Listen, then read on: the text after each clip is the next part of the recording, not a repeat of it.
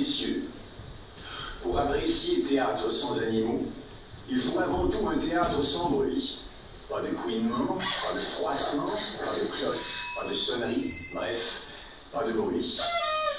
Éteignez donc vos cellulaires et déballez vos bonbons. Bon spectacle.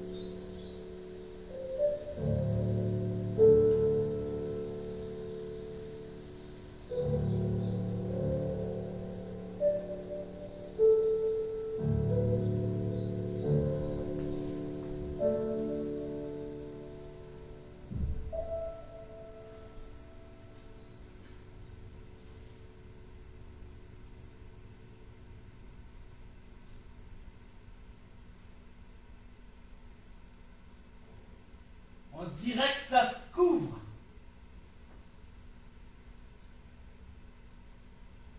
C'est pas dit.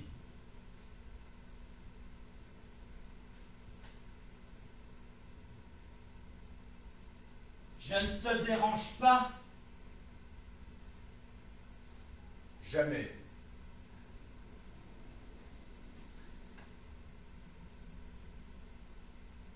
Tout va? Tout.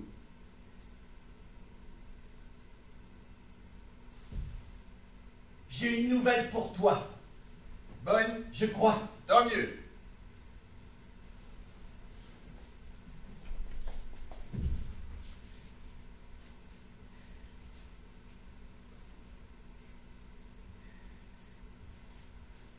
Je suis devenu plus intelligent que toi. Ah bon? Oui.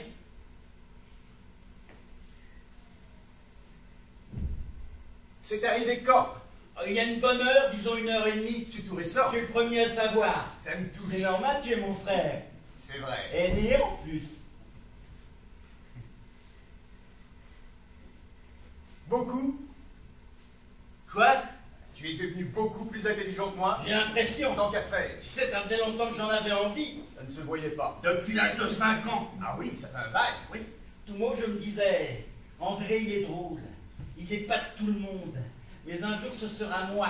Je vais arriver à faire mieux que lui. Enfin, aussi bien dans un premier temps, puis très vite mieux. Par étapes, quoi. Exactement. Ça fait donc 34 ans que tu veux devenir plus intelligent que moi. Oui, C'est énorme. mais j'ai traîné et lambiné même. Ça devait te faire peur. Très. J'arrivais pas à m'y mettre. Et pourtant, j'en crevais d'envie. Surtout après les repas le dimanche chez mamie, quand tout le monde m'appelait Concon. Tu t'en souviens? Très bien. On t'appelait aussi comme ça à l'école, non? Oui, et au catéchisme. C'est pour ça, je me lançais quand même dans un sacré boulot. Tu parles. Et puis il y a quoi? 6 mois, j'ai décidé de sauter le pas. Comme ça? Non, non. C'est que ça m'a pris un soir quand je t'ai vu à la télé parler de ton dernier livre. Tiens. Ah oui? Quand je t'ai entendu raconter les colères de l'oncle Pierre, la pêche aux grenouilles, la petite Lisette qui se griffait les genoux, et la noyade de mamie, je me suis dit, mais j'aurais pu tout raconter pareil. Je connais tout ça par cœur, même en plus l'accident de voiture du charcutier que tu as oublié entre parenthèses. Le gros Paul, exact. Parce que quoi, ton enfance est aussi mon enfance à 2 ans près. Enfin, à 2 ans de plus que moi. Enfin, à Tu 2 veux ans... dire que je suis né 2 ans avant toi? Voilà, exactement. Alors quand j'entendais le journaliste qui disait sans arrêt « On est saisi par la justesse » ou « Ce souvenir bouleversant » ou « La finesse de l'évocation » je me suis dit quand même, Jacques, quand même, l'intelligence c'est pas la mer à boire. Vas-y, saute. Et j'ai sauté. Tu veux dire, tu as écrit? Pile. J'ai commencé par l'accident du charcutier, justement. Puis mon patron l'a lu, tu connais mon patron? Je ne crois pas. Un type très fin, très sensible. Il a commencé tout petit en travaillant ses abdos, et maintenant il a 3 salles de gym. En effet. Il t'admire beaucoup d'ailleurs. C'est quand je lui ai dit que j'étais ton frère qu'il m'a engagé aux serviettes. Ah bon? Oui, il m'a dit le frère du grand écrivain André Lamotte ne peut pas rester sans travail. Vraie admiration pour toi. Je suis flatté. C'est pour ça.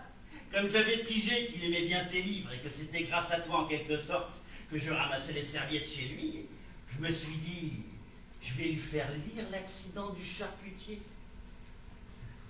Bonne idée. Il a aimé? Il a été formidable. Il m'a dit, Jacques, tu devrais commencer par le début. Le début. Étudier, apprendre à lire avant d'écrire. Ah, il a l'air bien, ce type. Je te dis, très fin, très sensible. Alors bien sûr, je l'ai écouté et j'ai lu. Mais attention, j'ai tout lu. Très bien. Tout. La rhétorique, la logique, les paradoxes, la satire, le raisonnement, la pensée abstraite. Tout. J'ai rien laissé passer au hasard. Même des trucs pas indispensables pour l'intelligence, je les ai bossés comme les sentiments, par exemple. Tu as bien fait. Oh que oui. C'est que tu es une pointure. Je me disais sans arrêt, ce serait trop bête. Si j'arrivais à lui mettre 3 longueurs, je sais pas moi, en dialectique, et que lui bifurque tout d'un coup sur l'amour ou la haine, je suis marron. Bien sûr. Remarque les sentiments, ça m'a bien plu. C'est vrai. C'est très amusant, les sentiments. Ah oui. Et puis t'as beaucoup moins à apprendre que pour l'intelligence. Je me rends pas bien compte. Oula, t'en as une dizaine qui comptent pas plus. La pitié, l'envie, la jalousie. Tiens, la jalousie, c'est quelque chose.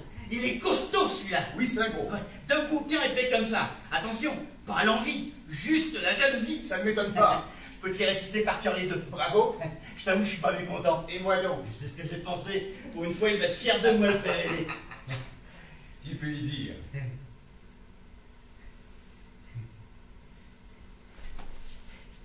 Bien.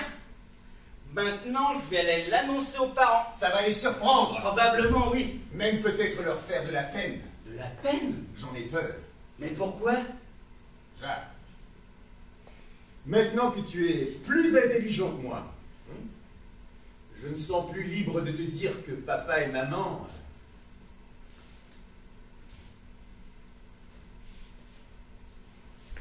Vas-y. m'ont toujours préféré à toi. Oh, bah c'est bien normal, dis donc. Il n'y avait pas photo. Ils allaient quand même pas préférer Concon. C'est pour ça. Quand ils vont apprendre que leur fils préféré est moins intelligent que Concon, j'ai peur que ça les attriste.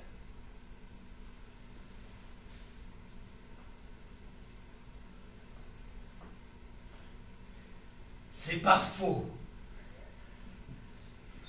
Toi qui connais bien les sentiments. Justement, j'étais en train de les faire défiler dans ma tête. J'hésite entre pitié ou compassion. Ou générosité. Mais enfin, je ne suis pas un La spécialiste. générosité est une vertu, pas un sentiment. Oh, excuse-moi, je t'avais prévenu, je ne suis pas un spécialiste. Remarque, c'est pas mal, générosité.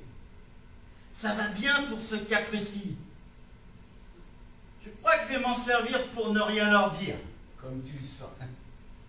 C'est que pour moi, l'intelligence, c'est tout nouveau, tout beau. Alors forcément, j'ai envie de la montrer. De me promener avec devant tout le monde. De faire vombrir le moteur. C'est humain.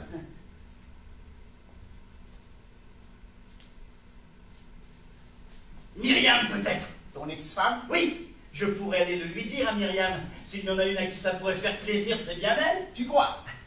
Bien sûr. Savoir que finalement, elle n'a pas vécu pendant 10 ans avec un total crétin, comme elle l'a dit au juge, je pense que ce sera un vrai soulagement pour elle. Ça voudra dire qu'elle ne s'était pas tellement trompée en se mariant avec moi. Ça voudra dire aussi qu'elle s'est trompée. Comment ça? En te quittant.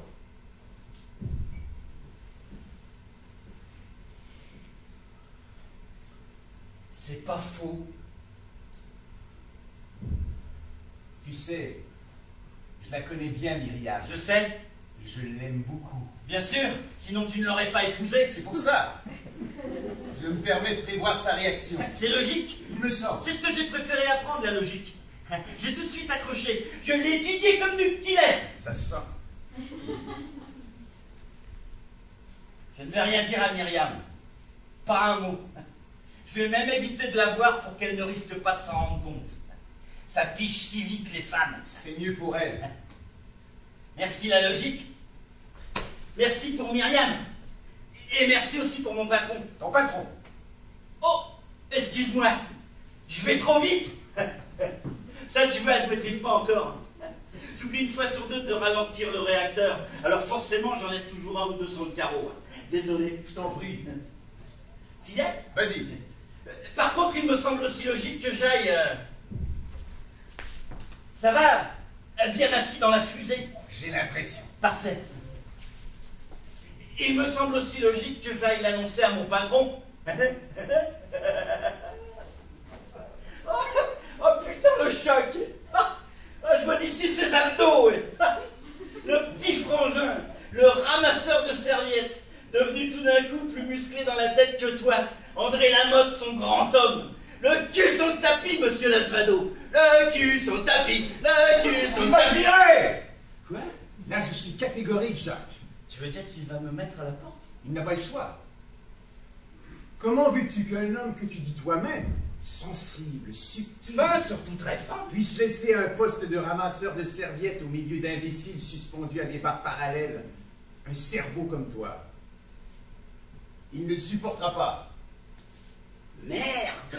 D'autant plus qu'il est un peu responsable. Mon patron? S'il ne t'avait pas poussé à apprendre à lire, tu n'en serais pas là aujourd'hui. Juste! Putain, juste! J'ai même peur qu'il se sente coupable vis-à-vis de moi. Et ça, je le risque de le payer cher? Chômage immédiat.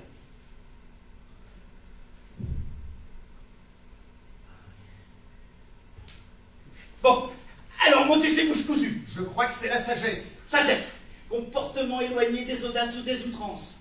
Tempérance, réserve et discernement dans ses actions. Connaissance et science telles que les concevaient les anciens. La sagesse est un bien, l'ignorance un mal. Platon. Le doute est le commencement de la sagesse. Aristote. Le vrai courage, c'est la sagesse. Euripide. Le plus sage est celui qui ne pense point l'être. Boileau. Le monde avec lenteur marche vers la sagesse. Voltaire. Impressionnant. Cacher tout ça, c'est quand même dommage, non? C'est beau aussi quand ça reste à l'intérieur. Oui, mais moi, ce que je veux, c'est que ça soit comme toi. Qu'on m'écoute, qu'on soit content quand j'arrive. Qu'on me pose des questions, qu'on m'invite avec les gens de la télé.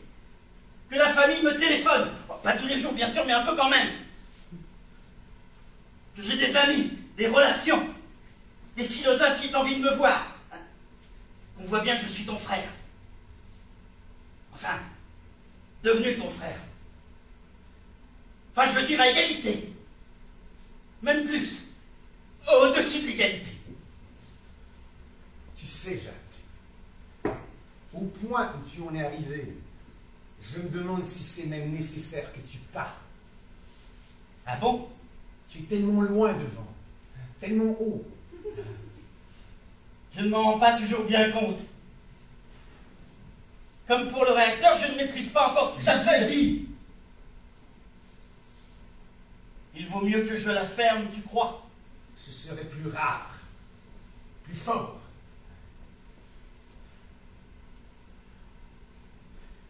C'est pas faux. J'ai l'impression.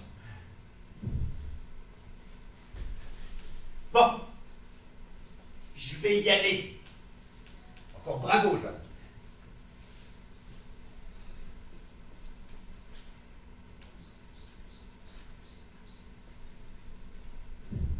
Dis donc, j'y pense. Ça ne t'a pas peiné que je te le dise? Tu plaisantes? Parce que peut-être qu'avec toi aussi j'aurais dû me taire. T'es sûr? Ça ne t'ennuie pas de savoir que je suis plus intelligent que toi? Pas du tout. De l'apprendre de ma bouche en plus? Je préfère de loin l'apprendre par toi que par n'importe qui d'autre. Après tout, tu es mon frère. Aîné en plus. C'est pas faux.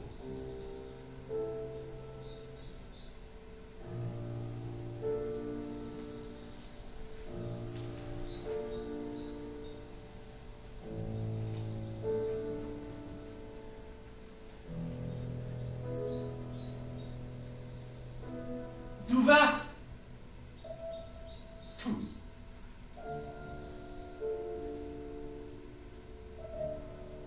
Je ne t'ai pas dérangé? Tu ne me déranges jamais.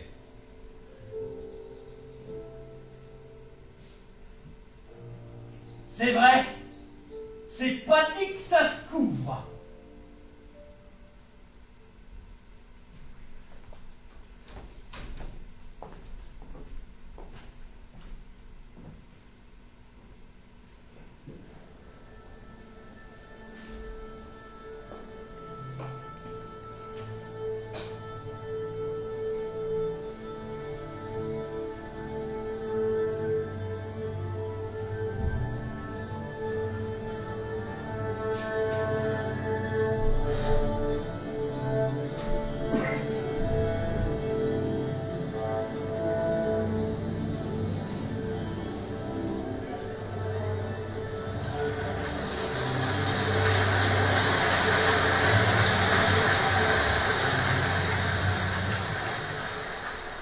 Bravo! Tu lui dis juste bravo, c'est tout. Je ne te demande pas de te répandre en compliments. Je te demande de lui dire juste un petit bravo. Attention, qui sonne quand même. Pas appuyé, d'accord, mais qu'elle ne soit pas obligée de te faire répéter. Je ne peux pas. Tu ne peux pas dire bravo. Non. Même un petit bravo. Non. C'est quoi? C'est le mot qui te gêne? Non, c'est ce qu'il veut dire. Oh, ce qui veut dire, ce qui veut dire. Si tu le dis comme bonjour, déjà, il veut beaucoup moins dire ce qu'il veut dire. Ça veut quand même un peu dire félicitations, non? Oui, mais pas plus, vraiment pas plus. J'ai haï cette soirée. Tu es consciente de ça, Louise? J'ai tout détesté. Les costumes, les décors, la pièce et elle.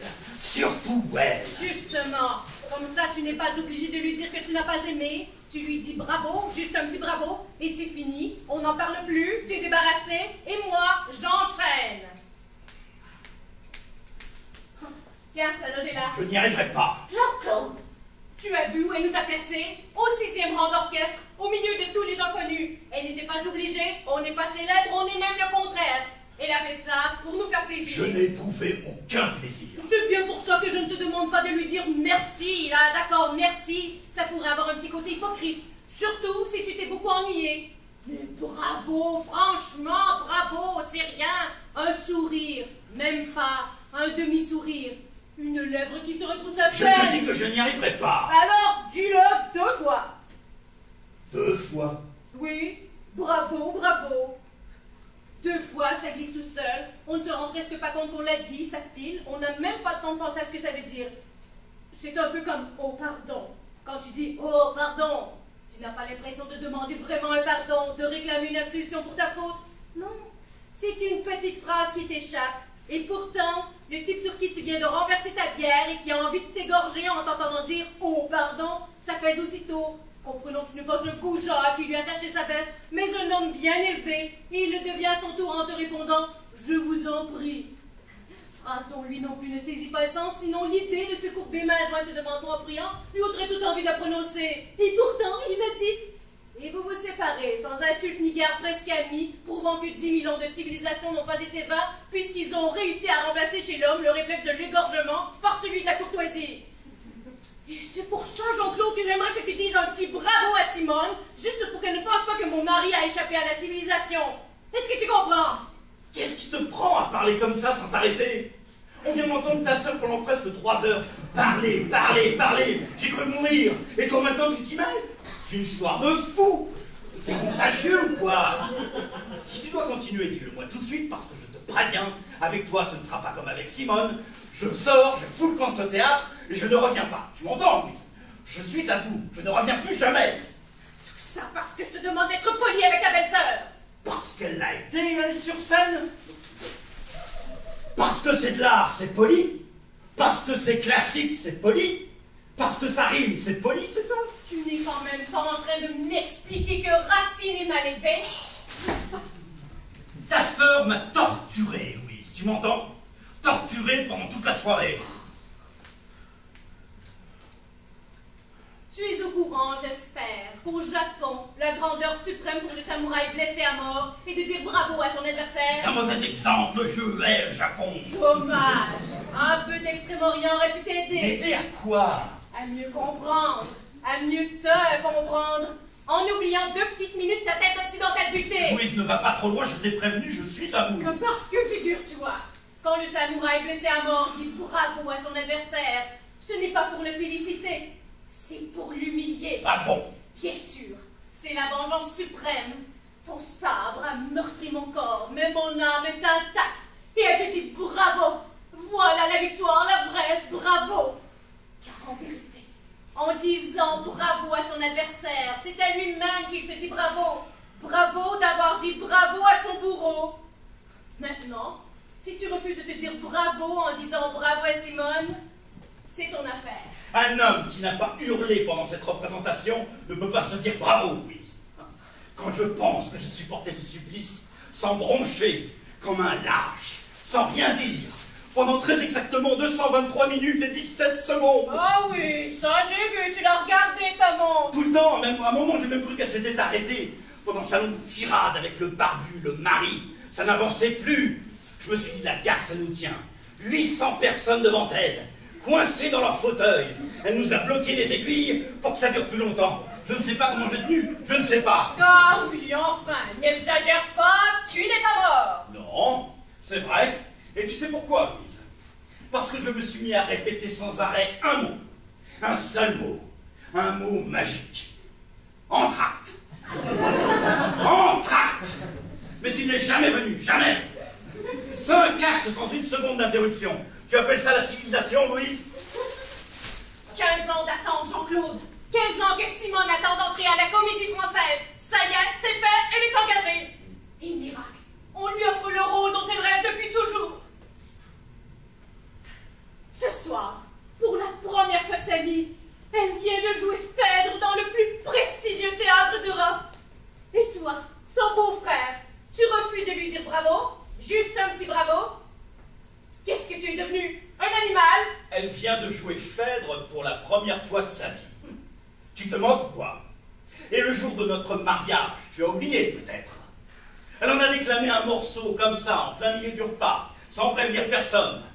Même qu'après les enfants pleuraient, et qu'aucun invité n'a voulu danser, et que mon père a gueulé sur le tien. Elle nous a foutu une ambiance de merde, avec sa vocation et ses alexandrins. C'est maman qui lui avait demandé pour nous faire une surprise. Oh, la surprise, ça faillit être que je quitte la table, Louise. La table du plus beau jour de notre vie. Il fallait que je t'aime, pour rester immobile, 20 minutes, le couteau planté dans le gigot, pendant que l'autre hystérique beuglait sa poésie en se caressant les seins.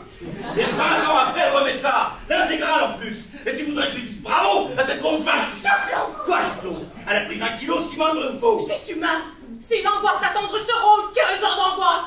Forcément, elle l'a compensé par la nourriture. Mais franchement, c'est pas ça qui compte. Oh, quand on est habillé en toge, ça compte quand même un peu. Pourquoi tu es venu, Jean-Claude? Pardon, Pourquoi est-ce que tu m'as accompagné à cette générale? tu plaisantes. Pas le le moins du monde. Tu savais qu'elle allait jouer Phèdre. Pourquoi tu es venu? Parce que ça fait 3 mois que tu me bassines, jour et nuit, avec la première de ta sœur, qu'il ne faut manquer sous aucun prétexte. La soirée du 24 février a été soulignée en rouge sur tous les calendriers, tous les agendas. C'est devenu une fête familiale. Chez nous, cette année, on aura eu Pâques, Noël et Phèdre. Et à propos, je te signale que ni ton père, ni ta mère, ni ton frère ne sont là ce soir. Il n'avait que 2 places pour la Et première. pourquoi c'est tombé sur nous? Pourquoi? Et oh, Hein? oh, est-ce que tu peux lui dire juste oh? Elle sort de sa loge. C'est toi qu'elle regardera le premier, j'en suis sûre. Tu la serres aussitôt dans tes bras et tu lui dis oh. Tu n'as même pas besoin de lui dire fort. Tu lui susurres dans l'oreille oh. Oh. Oui. Je crois que dans Bravo, ce qui compte surtout, c'est le oh. Les autres lettres sont pour ainsi dire inutiles. Tu as entendu pendant les rappels, à la fin de la pièce, les gens applaudissaient en criant bravo. Bon! Bon! Bon! C'était surtout le oh qui résonnait. Beau, beau. Avec, pour être honnête, un petit rien de V. Beau. Voilà. Beau, beau. Ce serait parfait. Tu me demandes de dire veau à ta sœur. S'il te plaît. Veau. Oui. Louise, est-ce que le moment n'est pas venu de faire le point sur notre couple? J'en étais sûre. La fuite, la tangente, l'esquive. Une fois de plus, tu cherches à échapper à ce que je te demande. Jamais le moindre effort pour me comprendre, pour me satisfaire. Parce que toi, tu en fais des efforts. Beaucoup, Jean-Claude, beaucoup. Ah, je rêve. Je te signale par exemple que je t'ai proposé d'enlever 75% de mon bravo. Après m'avoir fourgué 4h30 de ta sœur. 3h30. Et l'heure qu'on est en train de passer à piétiner devant sa porte, ça compte pour du beurre? C'est là. Tu ne vas quand même pas compter de la même façon Simone dans Phèdre et Simone sous sa douche. C'est toi que je compte en ce moment, Louise. Toi qui m'épuises autant qu'elle sur scène. Tu t'habilles seule à ta sœur. J'ai la double ration. Je réalise que dans un théâtre, vous êtes les mêmes. Aussi assommantes l'une que l'autre. Détrompe-toi, Jean-Claude. Je suis très loin d'être comme Simone. Très loin.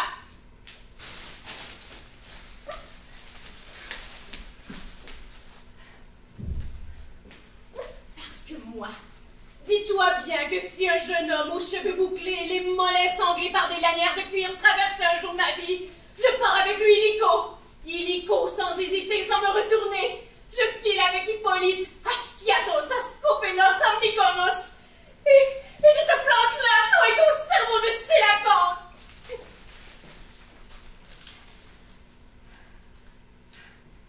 Tu ne dis rien. Non. Ça ne te fait rien. Quoi? Ce que je viens de te dire, ça ne te fait rien. Non. Que je partais avec Hippolyte, ça ne te fait rien. Non. Même dans une île grecque. Non. Cerveau de Sélacan, c'était dans Phèdre? Non. On aurait dit. C'est normal. Ça vient du grec koilos, creux, et acantha, épine. C'est un gros poisson. C'est notre ancêtre, avant le singe. Ah, quand même.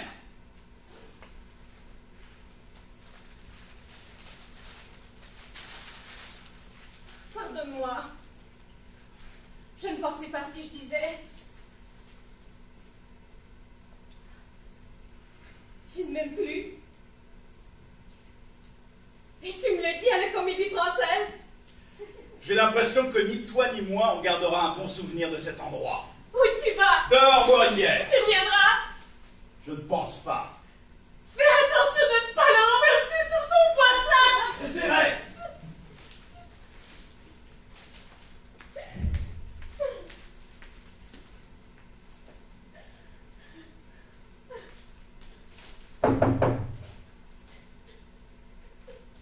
Jean-Claude.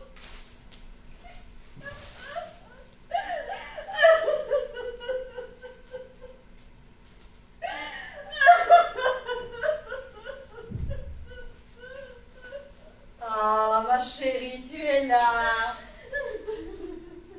Alors, ça t'a plu? Oh, ma pauvre chérie, tu es toute bouleversée. C'est parce Parce que c'est une pièce qui parle très fort aux femmes, je sais. Non, c'est parce que... Parce que c'est bouleversant de voir sa sœur applaudie pendant 20 minutes. Jean-Claude m'a quitté. Ton mari, Oui. il t'a quitté quand? Là, maintenant, il est parti. Avant la fin de la pièce. Non. Oh, tu m'as fait peur. C'est incroyable, ma chérie. Jean-Claude te quitte le soir de ma première de Phèdre. Et tu te souviens ce que je vous ai joué le jour de votre mariage? Bien sûr que je m'en souviens, pauvre connasse. Salope, ordure, putain, menteuse. Chérie, ma chérie, qu'est-ce qui se passe? Qu'est-ce que j'ai dit de mal? Louise, et moi tu ne me dis rien? Tu me dis pas bravo? Louise, même pas un petit bravo?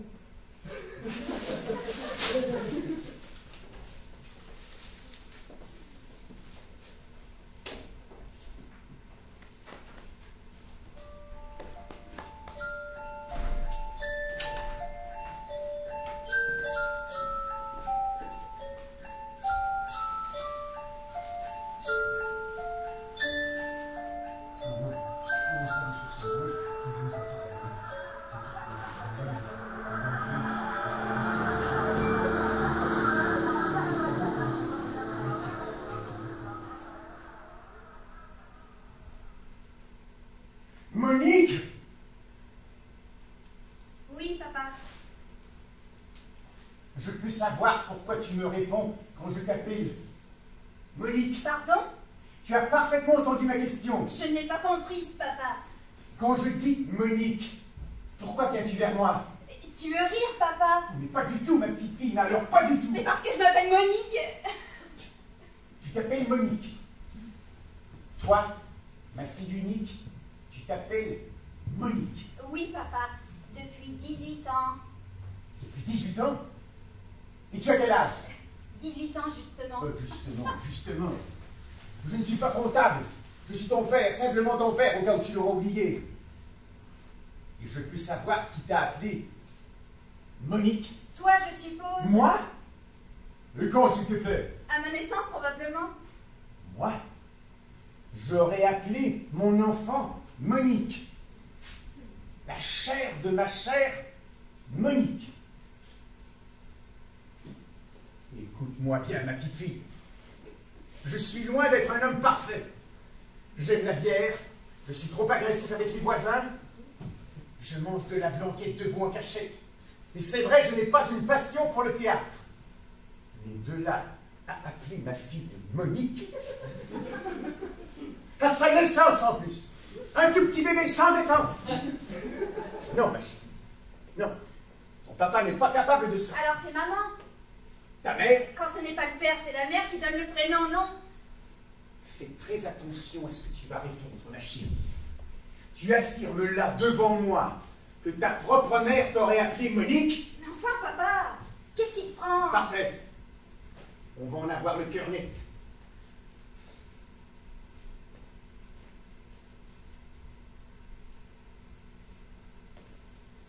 Allô? Allô, chérie? C'est moi.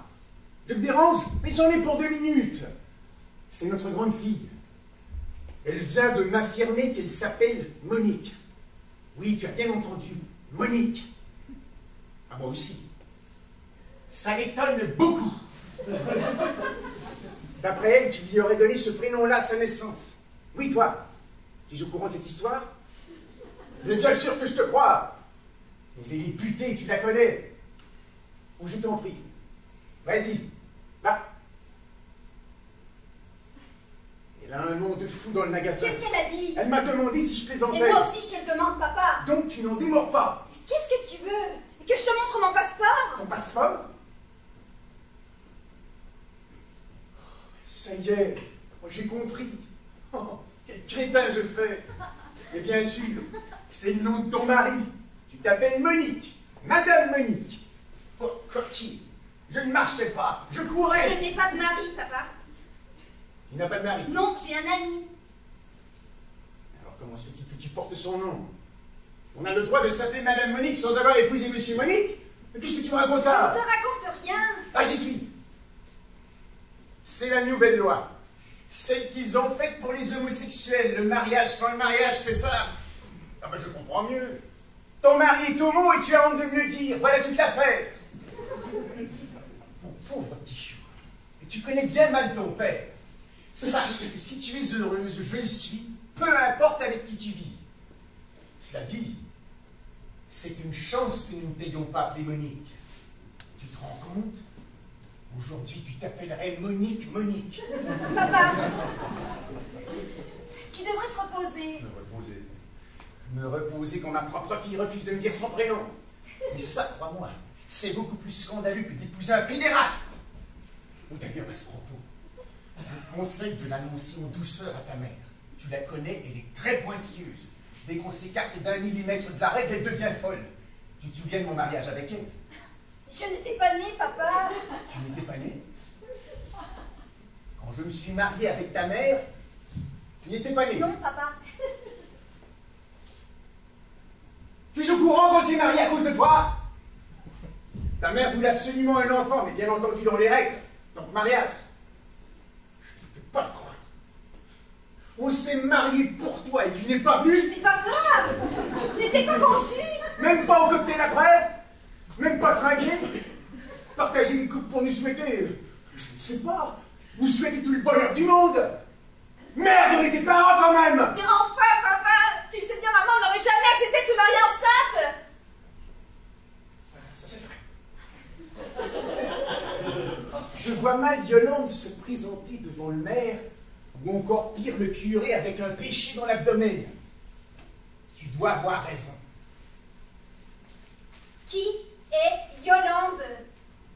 Ta mère? Maman s'appelle Nathalie, papa. Non, ma chérie. Ta maman s'appelle Yolande comme sa sœur, sa mère, sa grand-mère, sa tante et ses cousines. Mais je croyais qu'elle était la seule à ne pas s'appeler Yolande. Non, ma chérie, elle n'y a pas coupé. Comme toutes les autres filles de sa famille, elle s'appelle Yolande. Je sais. Ça doit te faire un choc. Ah ça?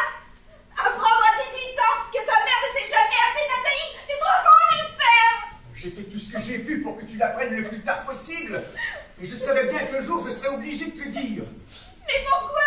Pourquoi vous m'avez menti? Et c'est moi qui ai voulu qu'on appelle ta mère Nathalie dès que tu es née. J'avais peur qu'on se moque de toi à l'école. Et tes copines rigolent en apprenant que ta maman s'appelait Yolande, comme sa mère, ses cousines, sa sœur. Qu'elle était la 27e Yolande de la famille. On me demande pourquoi chez toi on était incapable de trouver un autre prénom pour les filles. Et que devant l'impossibilité de trouver une réponse sensée, tu commences à douter de la santé mentale de ta famille. À te demander si tu ne faisais pas partie d'une tribu de tarés, dupliquant le nom de ses femelles à l'identique, Yolande après Yolande. Tu étais ma petite fille chérie. Et je voulais t'éviter ce genre de pensées qui ne sont pas bonnes pour une petite fille. Une petite fille doit courir dans les champs, lire des poésies, apprendre l'espagnol, préparer sa communion solennelle, penser au prince charmant qui viendra un jour et qu'elle épousera, même s'il est homosexuel.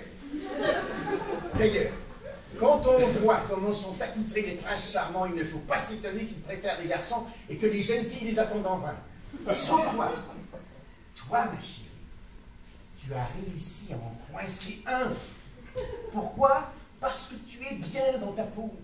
Et tu es bien dans ta peau parce que tu n'as jamais su que ta mère s'appelait Yolande. Et c'est pour me cacher que moi aussi je m'appelle Yolande, Mais que vous m'avez appelée Monique. Mais tu ne t'appelles pas Monique ni Yolande. Alors comment je m'appelle? Et voilà la question, la bonne question. Tu m'as quand même intitulé, donné un nom le jour de ma naissance, tu ne m'as pas sifflé. Mais pour qui tu me prends? Bien sûr que je te donne un prénom. Et tu ne t'en souviens pas? Oui, ça fait 18 ans, ma petite chérie, 18 ans. Tu te souviens de ce que tu faisais il y a 18 ans, toi? Je venais au monde. Oh, trop facile, trop vague. Je te demande un souvenir précis, un bruit, une odeur, une image. Par exemple, tu ne te souviens pas de moi penché sur ton berceau? Non. Et le prénom avec lequel je t'appelais et que je te susurrais à l'oreille, même approximatif? Non. Juste un son, une voyelle qui pourrait nous mettre sur le chemin. Non. Tu te rends compte? avec un cerveau tout neuf, bourré de neurones frais. Tu n'as même pas enregistré le prénom que ton papa te répétait en te donnant une biberon. Tu me reproches à moi, un homme usé par les ans, de ne pas me souvenir. Je te demande pardon. Ce n'est pas grave. C'est l'ingratitude de ton âge. Tout le monde y passe, c'est normal quand on a 16 ans. 18. 18 quoi? 18 ans, papa. Ah oui, 18 ans, pardon. Tu es bien comme ta mère, en précise maniaque.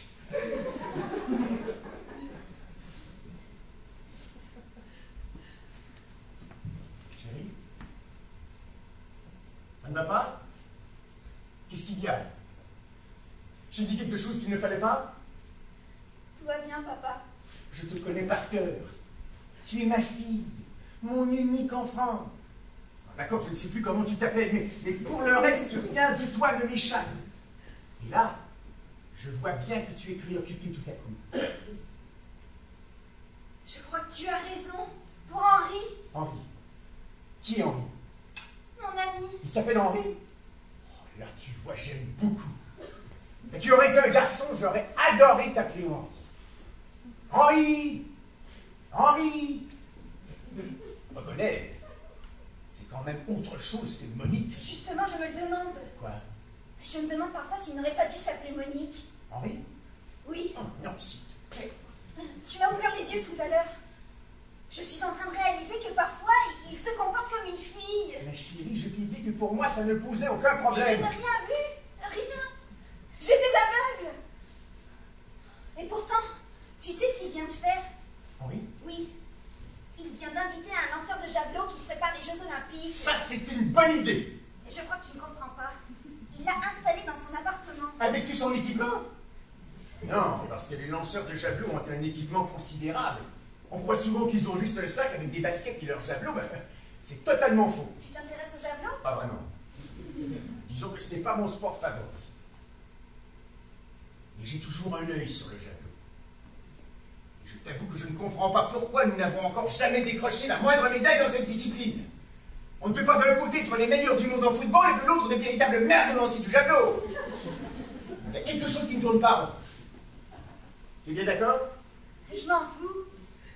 Tu as tort, chérie.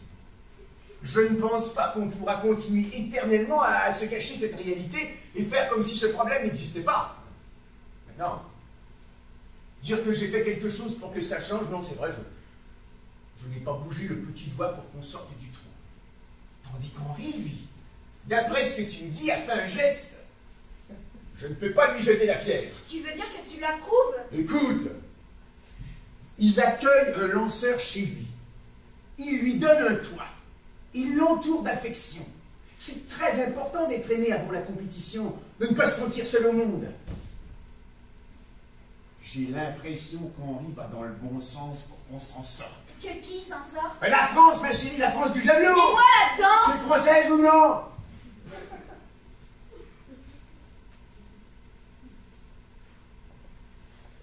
Tu es malheureuse avec lui?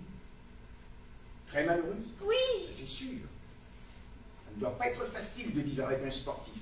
Surtout de haut niveau. Mais Henri n'est pas sportif, papa. Il couche avec un sportif, ça n'a rien à voir. Rien à voir, rien à voir. Tu vas un peu vite, ma chérie. Un homme qui a compris qu'il fallait briser l'isolement de ses athlètes, trop souvent confrontés à une solitude atroce, en particulier dans ces stages soi-disant oxygénés, au sommet de nos montagnes où ils se retrouvent tous les soirs seuls, dans une chambre minuscule sous la soupente d'un chalet minable. Cet homme-là, ma chérie, que tu le veuilles ou non, est un grand monsieur du sport. S'ils étaient plus nombreux à aimer vraiment comme il le fait ces jeunes sportifs, il y a belle lurette que le javelot hexagonal aurait relevé la tête. Alors moi je dis bravo Henri, je suis fier de mon genre. J'ai peur qu'il ne revienne jamais, papa. Ne dramatise pas. Il me fuit de plus en plus. Tu lui as dit que tu t'appelais Monique. Tu penses que c'est à cause de ça? Ça n'a peut-être pas arrangé les choses. Il ne me l'a jamais reproché, je te le jure. Il l'a peut-être refoulé. Mon prénom? La haine de ton prénom. C'est dur, tu sais, de vivre avec quelqu'un qu'on doit appeler toute la journée Monique. On peut avoir envie de tuer à force. Alors on refoule. On change son comportement pour cacher cette pulsion meurtrière. On cherche d'autres environnements pour l'oublier. Comme le javelot. Ce n'est pas impossible. Alors c'est à cause de Monique Quoi? qu'il est devenu homosexuel. Imagine qu'il se soit dit un jour, après tout, toutes les femmes peuvent s'appeler Monique. Je vois. Mets-toi à sa place. On ne peut pas vraiment lui en vouloir. D'autant que sa fuite dans une homosexualité positivement sportive, je veux dire une homosexualité utile pour un sport de jet très en déclin, est une aubaine pour l'athlétisme français. Tu sais, il aurait très bien pu t'étrangler. Oh. Non, crois-moi, toute cette histoire tourne plutôt bien, tu n'as pas à te plaindre. Oh, je comprends mieux. Le pauvre Henri. Oui, pauvre Henri. Ça n'a pas dû être rose tous les jours pour lui non plus.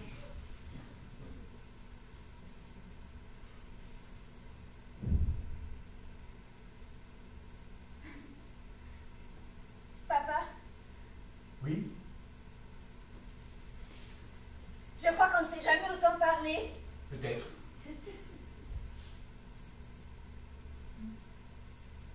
Je ne me suis jamais sentie aussi proche de toi qu'aujourd'hui. C'est d'autant plus bête que je ne sache toujours pas comment tu t'appelles. Je suis désolée. Non, c'est que si de ma faute, je devrais m'en souvenir. On devrait s'en souvenir tous les deux. Après tout, il y a des choses plus graves qu'un prénom dans la vie. Nous sommes en bonne santé, toi et moi, papa. C'est ça l'important. Tu sais ce qui me ferait plaisir? C'est qu'on aille tous au restaurant ce soir. Toi, Henri, le lanceur de javelot, Yolande et moi. C'est une idée géniale, papa. Tous ensemble, unique. Un vrai dîner de famille. Allez, bien. On va aller chercher ton mari et son amie, et puis on va passer prendre maman au magasin. Qui adore les surprises. Elle va être folle de joie. Dépêchons-nous. Le mercredi, elle quitte le magasin plus tôt. On est mardi, papa. Tant mieux. On est mardi? Tu es sûr? Certaine. C'est le jour où je fais du sport à l'université. Tu es à l'université?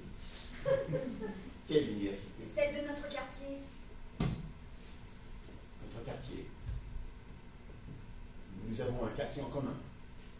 Papa, nous habitons tous le même immeuble. Un immeuble. Oui, papa. C'est vrai qu'on se parle beaucoup aujourd'hui.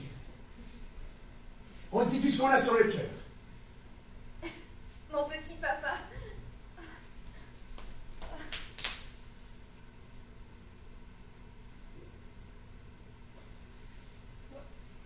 J'espère que je vais me souvenir où j'ai garé la voiture. Hélène. Ce ne serait pas Hélène? Non. Hélène de Troyes. Non. Catherine de Médicis. Antigone, Cosette. Ce sont des noms de ma jeunesse. Des noms de l'âge où j'avais ton âge à l'école. De quand j'étais petit. Françoise d'Orléac. Marquise de Sévigné. Marquise de Sévigné, c'est ça? Non, papa. C'est dommage. Oui, c'est dommage. Je t'aime, ma fille. Tu sais, je t'aime, sinon il y a longtemps que j'aurais abandonné. Moi aussi, je t'aime, papa. Madame Hanska. Madame Hanska, l'amour de Balzac. Cette fois, je crois que... Non.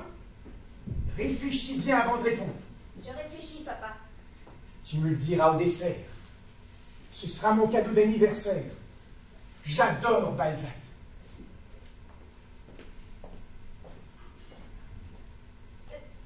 Et ce n'est pas le 26, ton anniversaire?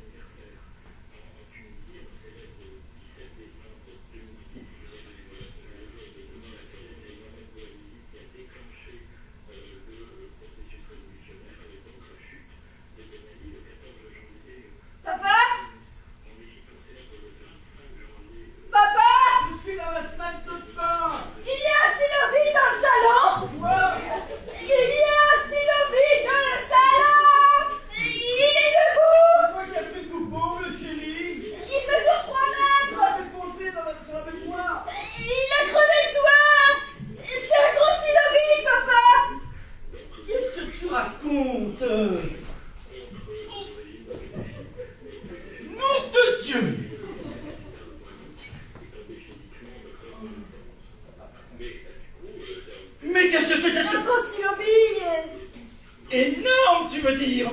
Il doit peser 5 à 600 kilos.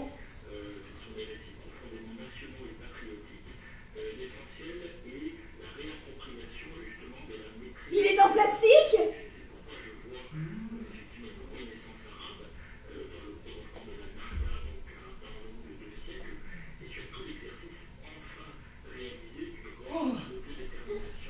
Oui. Oui, c'est un vrai. Liliane! Je suis dans la cuisine! Un stylo bic d'une demi-tonne vient de tomber dans le salon. Je n'ai pas compris.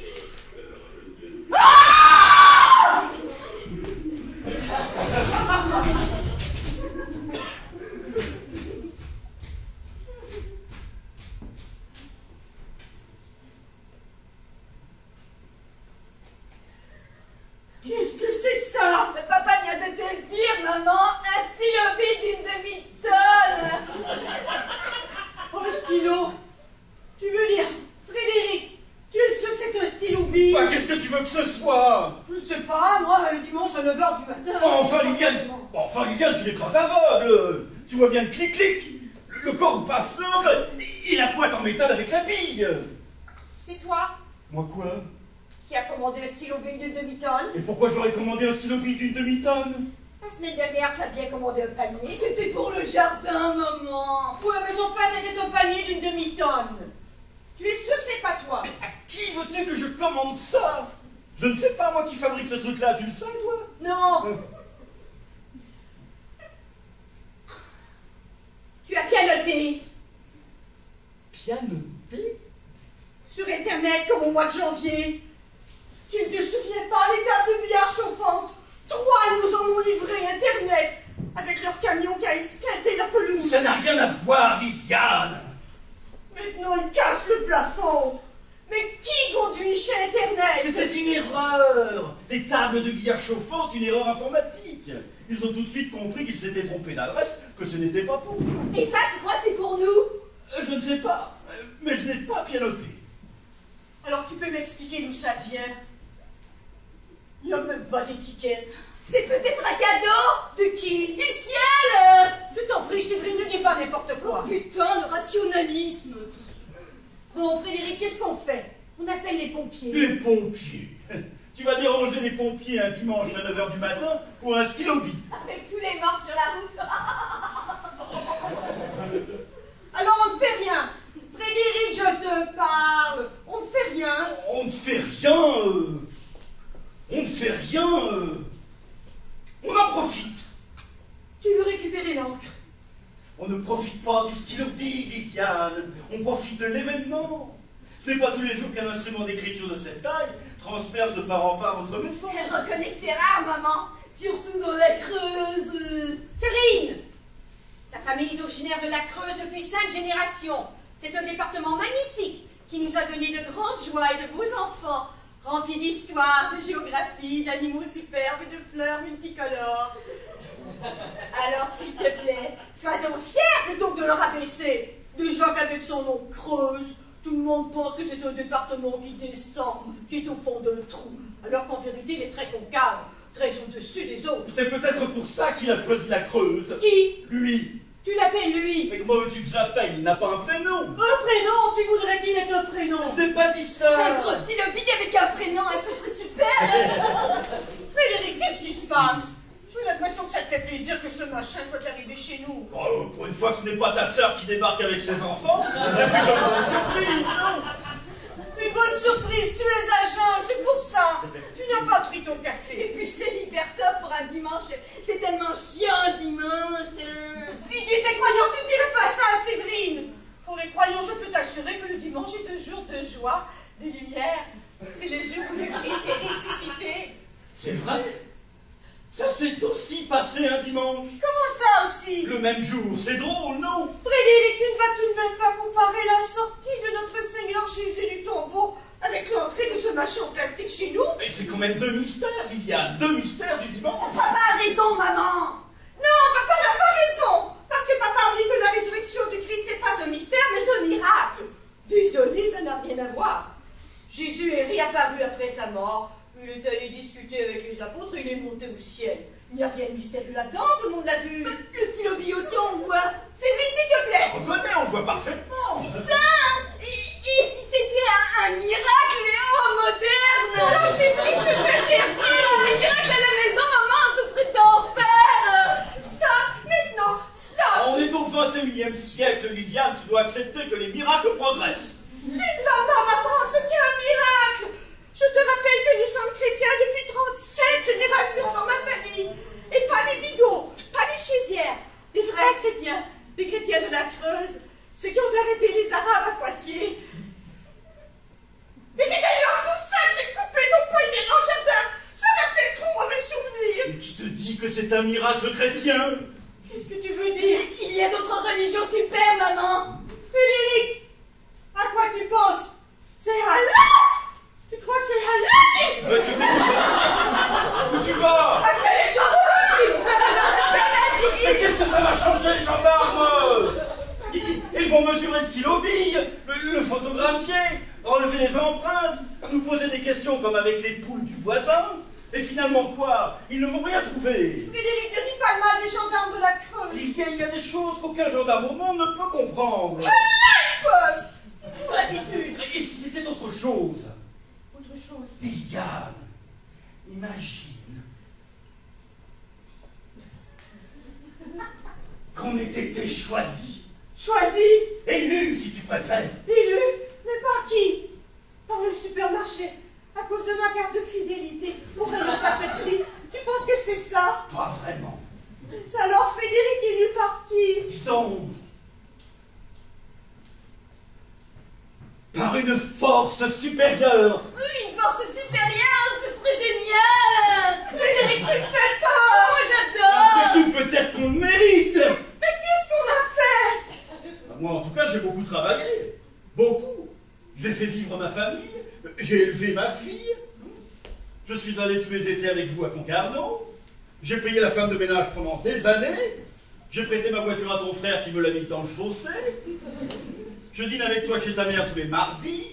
Et depuis son hémiplégie, le vendredi aussi. Et si j'ai bonne mémoire, je n'ai pas mis les pieds sur un champ de course depuis 86. Et alors? Et alors, peut-être qu'aujourd'hui, quelqu'un est venu me dire... Ça suffit, Frédéric Potron, ça suffit. Ton devoir est terminé. Tu as mieux à faire ailleurs. Ah, La page est à nouveau blanche. Va l'écrire. N'attends pas. Pars. Quitte la Creuse. Frédéric, ce n'est pas possible. Qu'est-ce qui n'est pas possible, Liliane? Est-ce que ce matin, en nous réveillons, nous pensions possible qu'un stylo bille tombe du ciel et perfore notre maison? Non, c'est vrai. Désormais, tout devient possible. Putain, mais qui? Bon, je vais faire ma valise. Ah, dingue, c'est dingue. Frédéric, Je suis obligé. dis-moi la vérité. Il t'a parlé. Qui? Lui, il t'a dit quelque chose. C'est un stylo bille, Liliane. Ça n'a pas de bouche. Alors comment tu sais que tu dois partir? Liliane! Il faut que tu comprennes une fois pour toutes que je ne suis pas uniquement un paquet de viande enveloppé dans un peignoir de bain. J'ai aussi une âme, un instinct et une spiritualité matinale très développée. Que c'est vrai, j'ai toujours essayé de cacher pour ne pas avoir l'air trop différent des habitants de la Creuse, qui sont, disons, terriens. Yeah. Cédric, je t'en supplie. Mais quoi? Regarde comme il bouge. Comme il est sexe. On dirait une rockstar. J'adore quand papa est appelé par Dieu. Voilà le mot, appelé. Dès qu'il est arrivé, j'ai capté cet appel et je l'ai peu à peu décrypté. Pars, Frédéric Potron, pars. Ouya. Ouah. Tu sais que c'est l'anniversaire de papa aujourd'hui? On fête ses 102 ans ce soir. Ah, je sais bien. Tout le monde sera là. Corinne, François, Jojo, Jean-Loup, Henri, Yvonne. Mouloud viendra? Non, Mouloud ne viendra pas. François et son frère, Sophie qui vient d'accoucher, même les cousins de la Creuse du Sud montent. Ah, j'aurais adoré être avec vous. Surtout que je n'ai jamais manqué un seul anniversaire de la famille. Ça, jamais un seul. Mais là, tu comprends bien. Qu'est-ce que je vais leur dire? La vérité, que j'ai été élu tôt ce matin. Putain, ça va les fendre. Bon, Liliane, j'ai peur qu'il se fâche. sais, il ne vous appelle pas 2 fois. Go, papa, go! Tu ne l'emportes pas? Ah non. Non, j'en ai déjà un. Tu vois? Exactement le même. Comme quoi c'était écrit. Allez, bisous.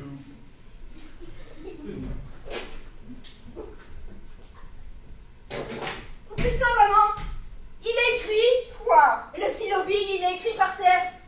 Non! Juré! Qu'est-ce qu'il a écrit? Replante un palmier! J'en étais sûre. J'aurais dû appeler les gendarmes. J'aurais dû appeler les gendarmes. J'aurais dû. Putain! Quel dimanche d'enfer!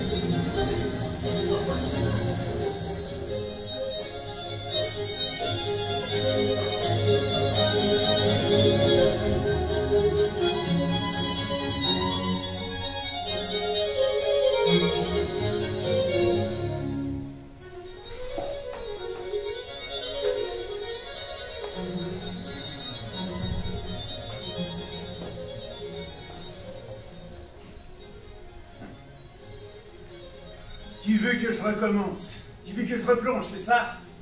Tu sais, Claudine, c'est très facile, j'en meurs d'envie. Je n'ai pas dit ça. Ah oui! Alors qu'est-ce que tu as dit? Vas-y, répète. Là, tu crois que je suis sourd. J'ai dit que tu aurais peut-être pu essayer de t'en passer, juste le temps qu'on aille acheter le sèche-linge. Pour une fois que tu m'accompagnes au magasin, au grand magasin, pour une fois. La vérité, c'est que je te gêne. C'est ça, la vérité. Je t'embarrasse. Tu as honte? Honte de moi? Réponds, Claudine! 3 ans au rayon ménager. 3 ans, j'ai travaillé au sous-sol grand ménager précisément. Je sais ça, je sais. Et c'est la première fois que j'y retourne. En plus en cliente, en plus avec un mari. Moi qui étais vendeuse seule, la célibataire du grand ménager. Alors, mets-toi à ma place, quand même, Jean, mets-y. Si j'avais une canne, une béquille, un fauteuil roulant, tu me demanderais la même chose? Tu ne vas quand même pas comparer un fauteuil roulant à une perruque Louis XV. Je vois. Tu préférerais présenter à tes ex-collègues de travail un mari avec des jambes mortes que tu pousserais devant toi sur l'escalator plutôt qu'un homme qui porte des cheveux artificiels légèrement cendrés. Je rêve, Claudine, dis-moi que je rêve. C'est si dur de me faire plaisir. Un tout petit plaisir d'un quart d'heure. Ici, je craque. 15 minutes, Jean, tu peux tenir, ça ne durera pas plus, promis. On dit bonjour à Monsieur Mercier, le chef de rayon. Oh, la Claudine, la Claudine. Elle a eu son mal, la Claudine. Qui aurait pu croire ça, la Claudine? Quoi? C'est ce qu'il va dire en le voyant. Il est très spontané comme chef de rayon, Monsieur Mercier. On lui commande tout de suite le sèche-linge. Oh, la Claudine, la Claudine. Elle se paye un sèche-linge. Qui aurait pu croire ça, la Claudine? Il m'embrasse. On paye sans faire la queue. Je connais Martine, la caissière. Oh, qu'est-ce que ça me fait plaisir, Claudine! Oh, il est beau comme un tir, dis donc! Pas plus. Elle dira pas plus. Elle est courte, Martine. Quand elle a dit turc, elle a tout dit. On s'en va. 15 minutes, pas plus. Tu l'enlèves et 15 minutes, tu la remets. S'il te plaît. Et si ça me reprend? Comme ça, d'un coup. Si j'en ai besoin, si je ne peux pas me retenir, si j'ai le manque. S'il te plaît. J'aimerais tellement être fière de toi, Conforama. C'est un peu ma famille, Jean.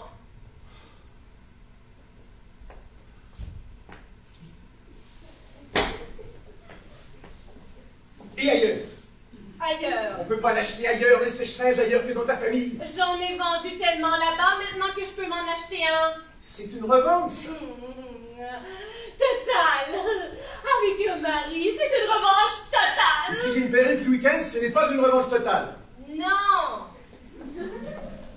Ils vont se moquer, ils vont dire que j'ai épousé un noble. C'est mal au noble. Un noble à perruque, oui. Ça fait vieux, ça fait ancien régime. Ils sont communistes à Conforama. Je ne veux plus que tu me poses des questions, Jean. Je veux que tu me fasses plaisir au grand magasin. C'est comme un voyage de noces pour moi, comme un voyage de noces. J'ai tout essayé, tu le sais, Claudine, tout pour arrêter de fumer. Rien n'a marché, rien sauf la perruque Louis XV. Qu'est-ce que j'y peux, hein? Qu'est-ce que j'y peux? Par amour, on peut tout faire. On peut tenir 15 minutes sans tabac.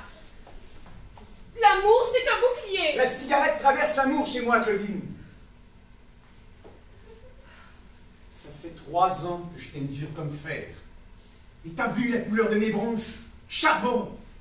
2 corons. J'en rallume une. Et c'est grisou. Tout bête.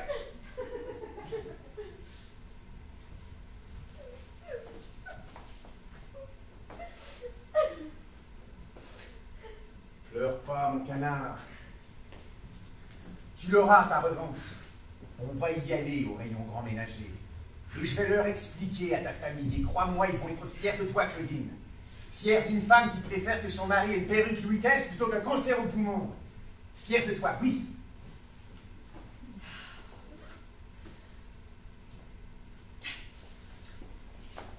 Le problème, Jean, c'est que ta perruque ne fait pas Louis XV. Elle fait Louis XVI? Non, Louis XVIII?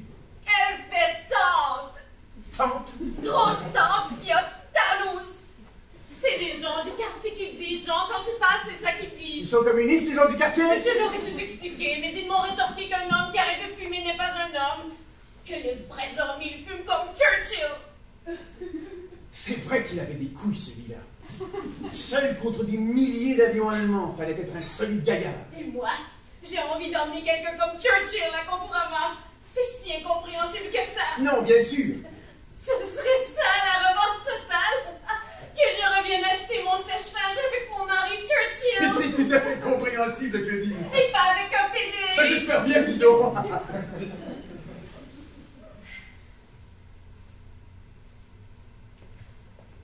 Jean, Oui. je veux pas que tu meurs, tu sais.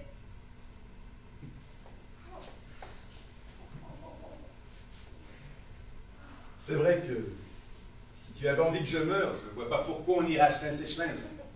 Alors, si tu gardes ta perruque au rayon ménager, est-ce que, au moins, tu pourrais parler anglais? Ok, C'est pas assez, ok? as you like.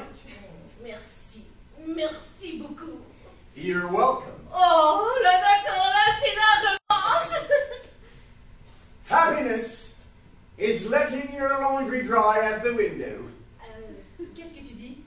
C'est une vieille phrase de Winston qui me revient. Pour vivre heureux, faites sécher votre linge à la fenêtre.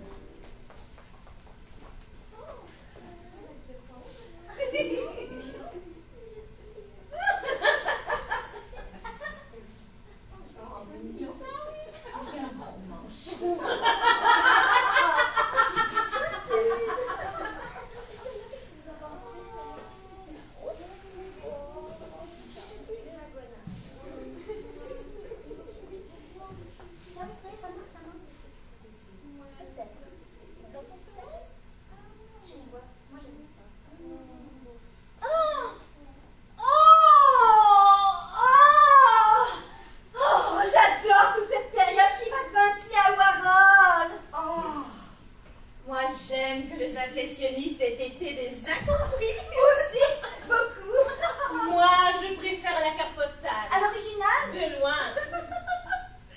Tu savais que si tu plisses les yeux devant un Goya, ça fait comme un Renoir? Oui, ça je savais. Moi, je suis pour qu'on le rende tout aux Égyptiens. Même la Vénus de Milo? Tout, je te dis. Moi, par contre, je suis pour que les enfants regardent les sexes au musée plutôt qu'à la télévision. Surtout les sexes classiques. Je sais pas si c'est Rembrandt, je sais pas si c'est Van Gogh, mais j'ai plus mal aux pieds, mais alors plus du tout.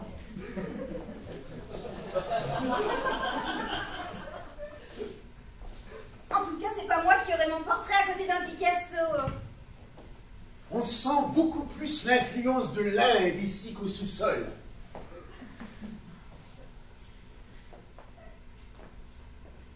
C'est une carpe.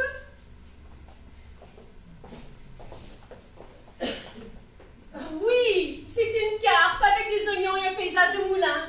C'est flamand. Début 17e. On ne parle plus de carpe aujourd'hui, j'ai l'impression. Pour ainsi dire plus, c'est vrai. En Flandre ou partout? Partout.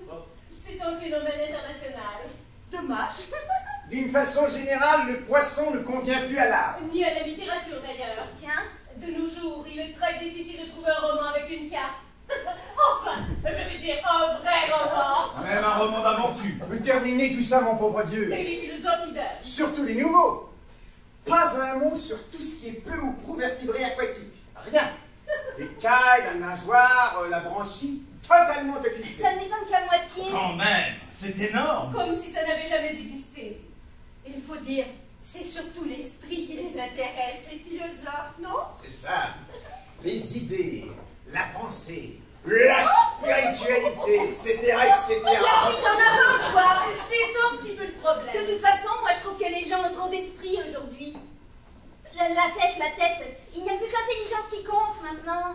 La cervelle à fond, jour et nuit, et ça pense, ça file droit devant, mais pour aller où? C'est un petit peu le problème. Résultat, on ne prend plus de cartes. Juste, très juste. La vérité, c'est qu'on s'éloigne chaque jour un peu plus des animaux. C'est-à-dire de nous-mêmes. Parce qu'on n'est rien d'autre que des animaux, en fait. Rien d'autre. Oh non, rien d'autre. Ça, je peux te l'assurer. Hein. Ça fait drôle quand même. On est des mammifères, Anne. Des mammifères. Pour être vrai. C'est vrai qu'on vient du poisson. Oui. 3 fois oui. Qu'on le veuille ou non, le premier homme était un poisson. Branchie là, vessie natatoire ici, nageoire locomotrice dorsale, abdominale et caudale, système digestif extrêmement simplifié, et là des barbillons sensibles aux molécules dissoutes dans l'eau, avec 2 gros yeux sur les dents. Un coin, c'est tout. Quand même, les enfants, quand même, il y a un moment, il faut arrêter de faire l'autruche. Il a raison. Parce qu'à force de refuser d'en parler, de nier d'où on vient, d'en avoir honte, de faire les malins qui vont sur la Lune, ça va finir mal. Moi, je vous le dis, on ne peut pas éternellement faire croire qu'on est sorti de la cuisse de Jupiter. Je suis bien d'accord. Tu veux dire qu'on s'est trop éloigné du poisson? Franchement, on n'a pas un peu charrié. On a fait du chemin, c'est vrai. Disons qu'on s'est éparpillé. Physiquement surtout. Là aussi, tu sais, ça a bougé beaucoup. Et moi, c'est physiquement surtout que ça me frappe. Par rapport à la carpe, c'est impressionnant. On s'est quand même un peu perdu, non? On a muté, car c'est pas la peine de se mentir, on a tout bonnement muté. Le grand mot tout de suite. Bah, avant-hier, j'ai rêvé que j'étais un dindon, toute la nuit. Un dindon qui marchait dans l'herbe sur la montagne. Eh bien, je me sentais mieux. Mieux qu'au bureau. Et pourtant, je savais qu'en tant que dindon, je n'aurais pas mon 13e mois, ni un nouvel ordinateur portable, mais je m'en foutais. Et pourquoi? Parce que tout d'un coup, j'ai vu la mer. Tu n'étais pas à la montagne? Si, mais je voyais la mer. Tu devais être dans les Alpes-Maritimes. Peut-être. Il y a des dindons dans les Alpes-Maritimes? Et à partir de ce moment-là, moi, le dindon, je n'avais plus qu'une seule envie. Courir vers la mer. Aller dans la mer. Retrouver la mer. Transparent. Retrouver la mer. C'est-à-dire retrouver ta mère. Notre mère. Notre mère à La tous. Méditerranée. Non, avec un E, la mer. Comment ça avec un E? Il n'y en a pas deux? Pas la Méditerranée avec un E, Anne. La mer avec un E. Notre mère à tous avec un E. Attends, on le met où ce E? Ah, la mer. Enfin, au bout de la mer. Au bout du momère, si tu préfères. Au bout du momère. Ce que voulait dire Karl, c'est qu'en ayant envie de retrouver la mère, Richard voulait en réalité retrouver sa maman. Et pourquoi il l'a pas dit tout de suite? Vous voyez, ça, c'est l'intelligence. Ça passe à droite, ça passe à gauche, ça dissèque, ça compare, et finalement, ça nuit énormément à la compréhension de En l'intelligence. tout cas, Richard, Jean-Claude, ton rêve a le mérite de soulever la vraie question. Pourquoi avons-nous quitté la mer? Pourquoi sommes-nous sortis de l'eau? Pourquoi? Moi, à mon avis, c'est encore l'intelligence qui nous a fait faire cette connerie. Tu veux dire? Et c'est l'arrivée de l'esprit qui nous a fait flotter. Dans de l'air, exactement. Le souffle de l'esprit. Ça nous a fait gonfler la tête. Ça avait boué, si tu veux, et hop, on est remonté à la surface. C'est pas entièrement con. Une fois à la surface, bien sûr, on a nagé jusqu'à la plage. Et comme l'intelligence, ça ne sait pas s'arrêter, à peine sur le sable, c'était parti. On est devenu Aristote, Confucius, Voltaire et toute la bande. Résultat, voilà où on en est. Dans un musée un samedi après-midi à prendre la tête au lieu d'aller rigoler à la piscine.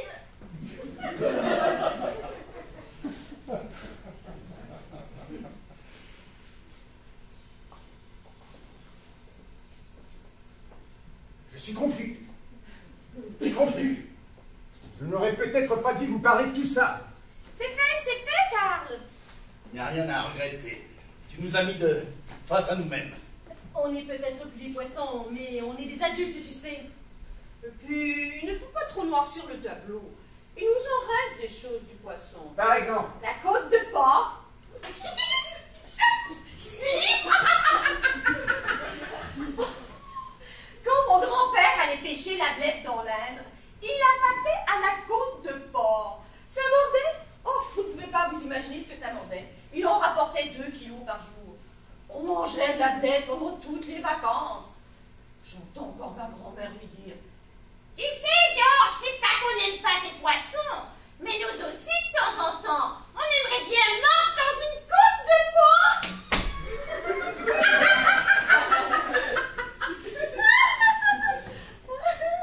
Non, c'était juste pour dire que pour certaines choses, on a gardé le même goût. je n'ai pas dit qu'on avait tout perdu, j'ai dit qu'on s'était perdu. Quand même, on a beaucoup perdu. Quand je pense au mal que j'ai eu pour apprendre à nager, alors que si on n'avait pas fait les cons, je savais déjà. C'est comme mon frère Pascal qui avait tout pour être mécanicien, tout. Les bras longs, les jambes musclées, les mains qui tournaient dans tous les sens. Dès l'enfance, le goût pour lui, la graisse, les pneus éclatés. Pendant que mes sœurs et moi faisions du poney, lui, il soudait et dessoudait les pare-chocs. À 3 ans, il a même demandé au Père Noël une casquette totale. Quand un enfant, haut comme ça, demande à Noël une casquette totale, ses parents sont rassurés. Ils se disent, il a un don, il est fait pour ça, pas besoin de s'en faire pour lui, ça lui est tracé. Eh bien, en CM2, Pascal a eu un petit camarade qui jouait du violoncelle. Pourquoi? Personne ne saura jamais, il a voulu faire pareil. Total, justement. Aujourd'hui, à 42 ans, mon frère fait partie d'un vague orchestre de corrida en Espagne où il joue du tambour. Pas du violoncelle. Non, il n'est jamais arrivé à pincer les cordes avec sa main gauche, lui qui démonte un carburateur les yeux fermés en 20 secondes. Ça fout la trouille.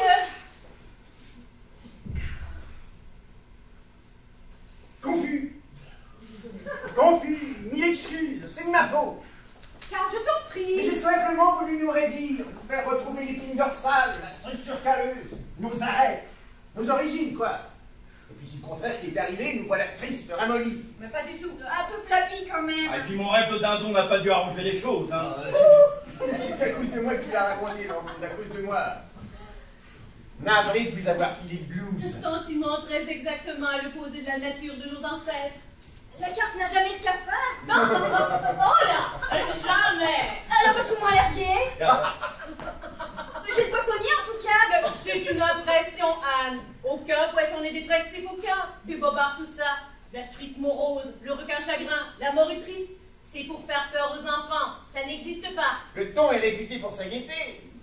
La lotte est rieuse, la murène métine, le rouget est toujours de bonne humeur, le hareng est un vrai clown. Et le poisson rouge a beaucoup d'humour. Ah, c'est vrai.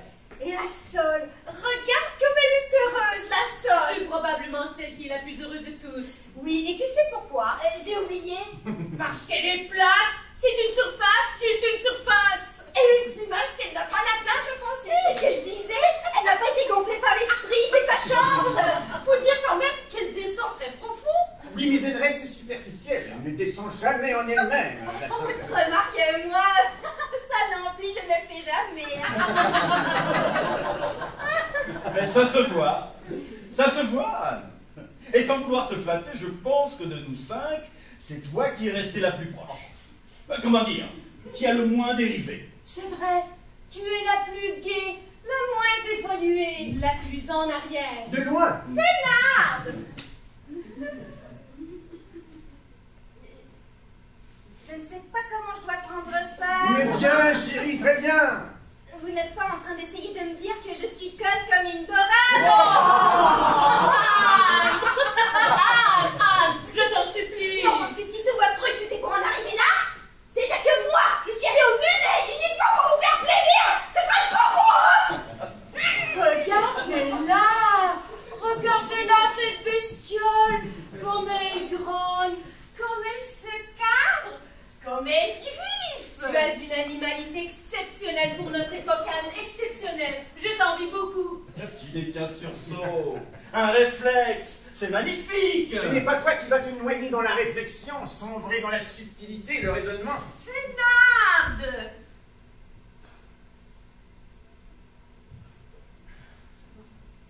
C'est vrai. Vous avez raison. Je me porte plutôt bien. Je n'ai pas à me plaindre. Mais enfin, si j'ai la chance de ne pas être trop penseuse, je suis quand même sensible. C'est moins grave! Peut-être, mais je la ressens très fort, notre glissade de la mer vers l'air, et je vois bien qu'on arrive à l'impasse. Je ne peux pas te dire le contraire. Je vois bien qu'en sortant de l'eau, on a perdu notre paradis terrestre. Disons aquatique, le paradis aquatique. Attends, c'est une image. Tu continues à croire que je suis conne ou quoi? Tu t'imagines que je ne sais pas que pour la Sole, le paradis terrestre avec le pommier, l'herbe en dessous et les chemins en gravier, c'est l'enfer? Autant pour moi. Non, c'est moi qui m'énerve. Pardon, mais c'est parce que tout ça me tracasse et que j'ai peur qu'à force de muter, un beau jour on finisse tous comme ton frère à jouer de la trompette en Espagne. Du tambour. Mais tiens, tu la vois la glissade, la dérive. On me dit tambour et 2 minutes après j'en suis déjà à trompette. Et après on s'étonne qu'on n'est plus d'écailles. Mais ça fait peur quand même. Je ne peux pas te dire le contraire.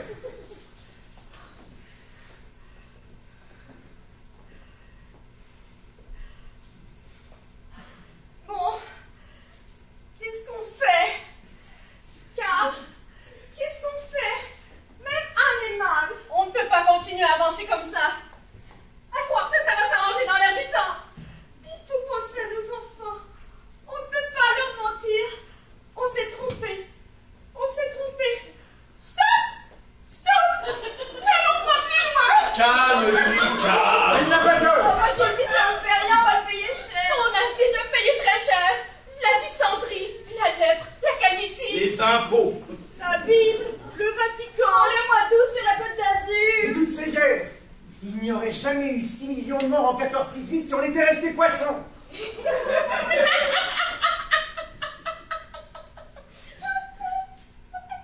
À condition qu'il y ait eu de l'eau dans les tranchées, quand même. Car, quand même. Il n'a pas arrêté de pleuvoir. Vous vous souvenez les photos? C'est vrai, ça avait l'air très beau. On s'en serait sortis, c'est sûr. Ceux de la Somme nageaient jusqu'à la mer. Ceux de la Marne filaient jusqu'à la Seine. La Seine Lyonne, Lyonne-la-Loire, le canal de la Garonne. Et on finissait tous dans le lac de Gavarnie au milieu des Pyrénées. Et là, tranquille, pas un Prussien, on était sauvés. Mais qu'est-ce qui nous a pris? Bon Dieu, qu'est-ce qui nous a pris? Et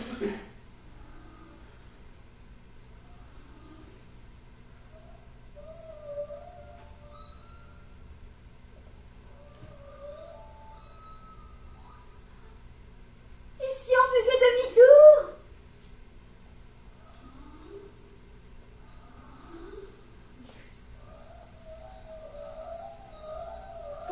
retourne en arrière? Oui, Vers la carpe. oui. Elle est loin, là. Très loin. Même pour toi. Non, mais doucement. Tout doucement. Comme ça. Tu vois? En ondulant un peu. Sans forcer. En essayant de se rappeler.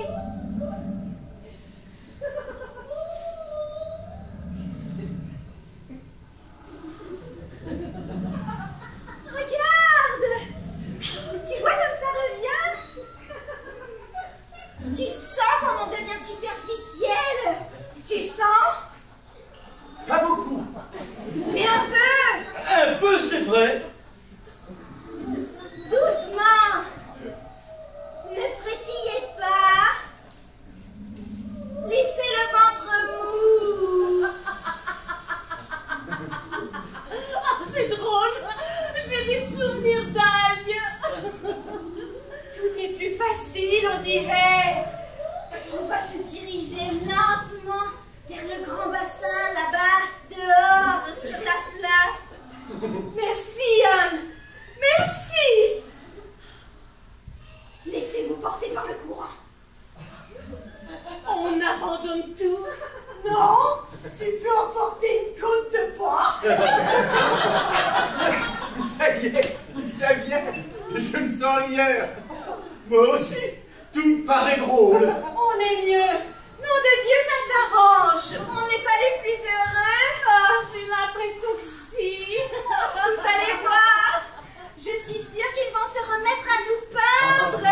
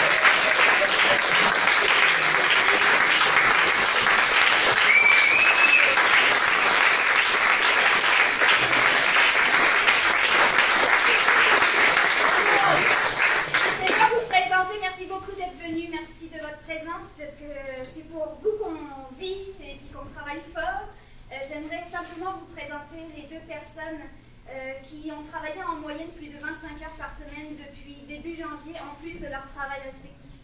Et sans eux, on ne pourrait être là et on a la chance d'être sous les feux de la rampe. Mais sans nous, on pourrait être là. Alors, Reynald Lamontagne, le metteur en scène, et William Durbo, l'assistant à la mise en scène. Alors, je pense qu'on peut encore les